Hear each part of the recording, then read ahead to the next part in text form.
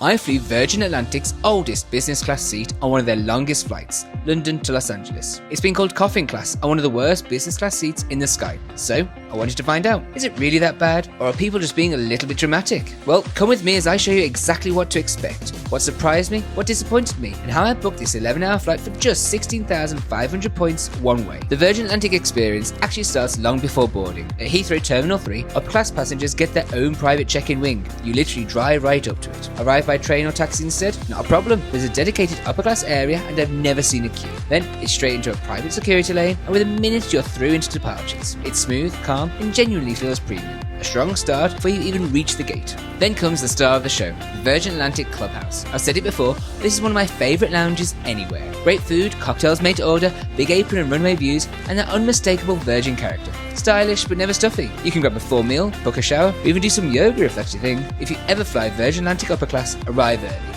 This is genuinely worth spending time in. Today's flight is on a Boeing 7879, one of Virgin's older aircraft, still fitted with that Coffin Class layout. At first glance, it looks unusual. The seats angle towards the aisle, so you're not easily able to look out the window. But here's the thing, for all of the criticism, in my opinion, it's far from terrible. Okay, it's definitely not the best, but it's also not the worst. You get a fully flat bed, direct aisle access, and a surprising amount of privacy, especially if you sit in the A seats which don't face other passengers. Yes, it's narrow and storage is limited, but it's comfortable, cozy, and a solid step up from premium economy. And honestly, I'd pick this any day over those 222 layouts where you have zero privacy and have to climb over your neighbour to get out your seat. No sliding doors, no tech gimmicks. But honestly, it does the job. At your seat, you'll find a pillow, blanket, mattress pad, and a plastic-free amenity kit, which I love in principle, but it just feels a bit basic. There's paid Wi-Fi, solid noise-cancelling headphones, and an 11-inch touchscreen. It's small, sure, but it's so near to your seat, its size is not an issue. Now let's talk about food. After takeoff, there's a cocktail and a snack. And my starter, a truffle and mac cheese arancini,